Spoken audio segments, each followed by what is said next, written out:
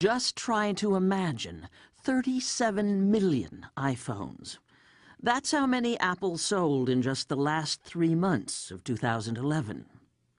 On Tuesday, it announced revenue of more than $46 billion for the quarter ending December 31st. Tim Cook, the man who replaced the late Steve Jobs as CEO of Apple, told Wall Street analysts the company couldn't keep up with global demand for the new iPhone 4S. "We didn't bet high enough," he said. The world is in love with everything Apple. But here's a question. Have you ever wondered where all that stuff gets made? I had never thought, ever, in a dedicated way, about how they were made. For performer Mike Daisey, that is the centerpiece of a monologue, the agony and the ecstasy of Steve Jobs. Shenzhen is a city of 14 million people. It is larger and denser than New York City. It is the third largest city in all of China and is the place where almost all of your comes from. The show is an on-stage expose of working conditions at a factory in Shenzhen, owned by a company called Foxconn, which manufactures electronics under contract for practically every major brand you can name, including Apple. Foxconn is the biggest company you've never heard of. Foxconn makes over 50% of all the electronics in the world. The Foxconn plant in Shenzhen employs more than 400,000 people. If you've never been to the economic engines of China, these giant buildings stacked up with people are, they're just staggering. It almost takes your breath away.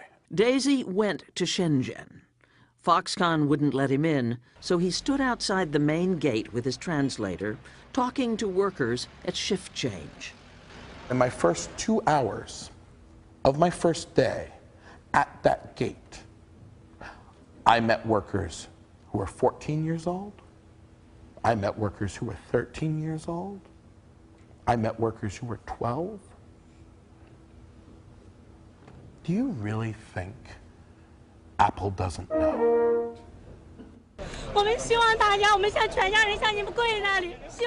But what was news were the suicides. Well, while I was there in May and June of 2010.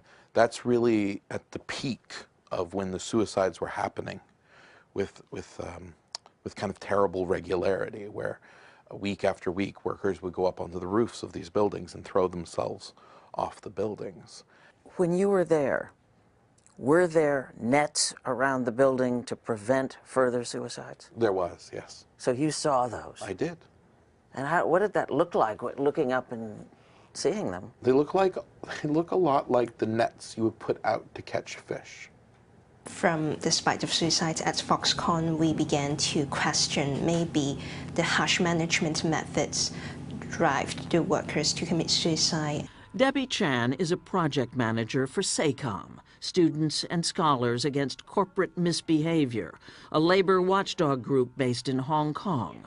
SACOM reported at least 18 Foxconn workers committed suicide in 2010, and more tried. We began to interview the workers, and then many of them told us they have work pressure. If they made some mistake, they would be punished. Foxconn responded that the suicide rate at its plants in China was actually lower than the national average. But the world had noticed. Even comedian Stephen Colbert commented.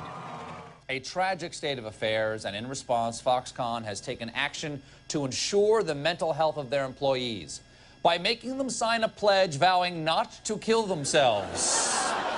Done and done. This is what Steve Jobs had to say.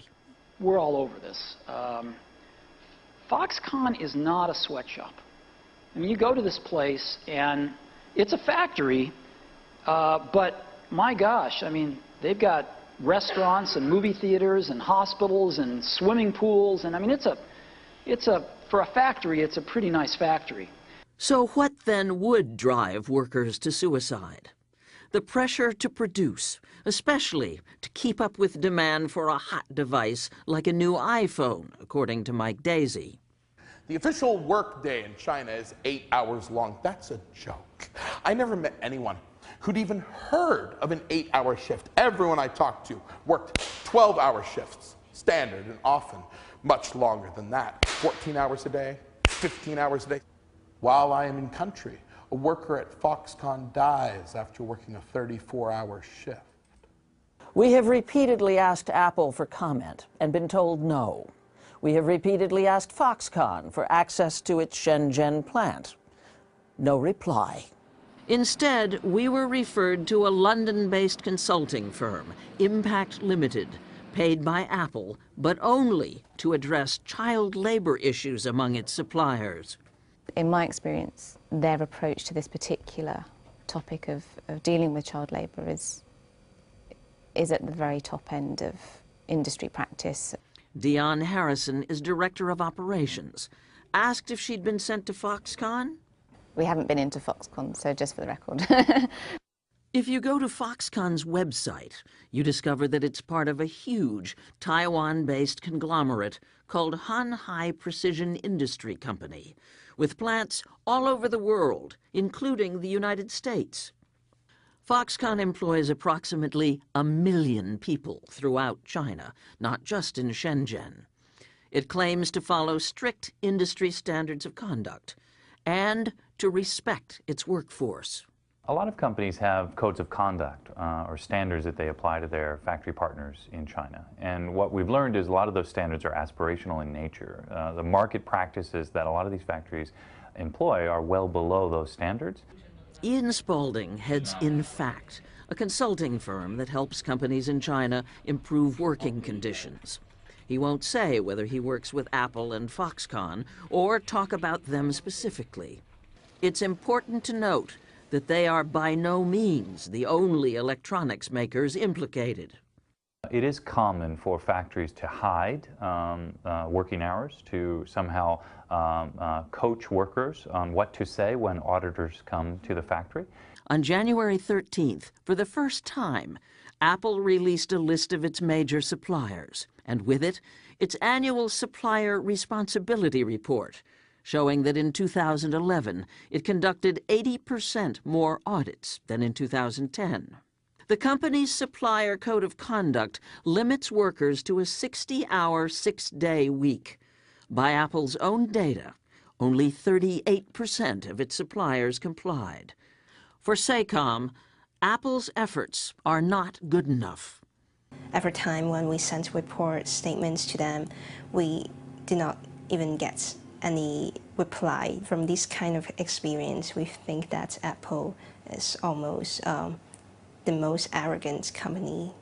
On Thursday, after a damning front-page story in the New York Times, Apple CEO Tim Cook emailed his staff. Any suggestion that we don't care is patently false and offensive to us, he wrote. We are attacking problems aggressively.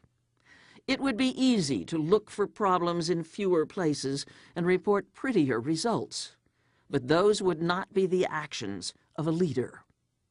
And that's just the point for Mike Daisy. Why are we talking about Apple here, as opposed to, say, Microsoft or Dell or Samsung or any of the other companies that contract with the Foxconns of the world? Apple has said for decades that it wants to be a leader. I think far from Apple, sort of complaining that people have expectations of them, I think they should be delighted that people actually expect them to lead and to rally the rest of the industry. So where does that leave us? In 2012, it's virtually impossible to stop buying and using electronics made in Chinese factories for Apple or for anybody else. Our devices are so beautiful, especially the Apple devices. They're so gorgeous looking that it seems as though they were made by a machine. But the reality is they're assembled by hand, like thousands of people work with their fingers putting together the tiny components. So much of our world is actually handmade, even though it looks so modern. It's built on the bones of this labor, and we need to actually understand that.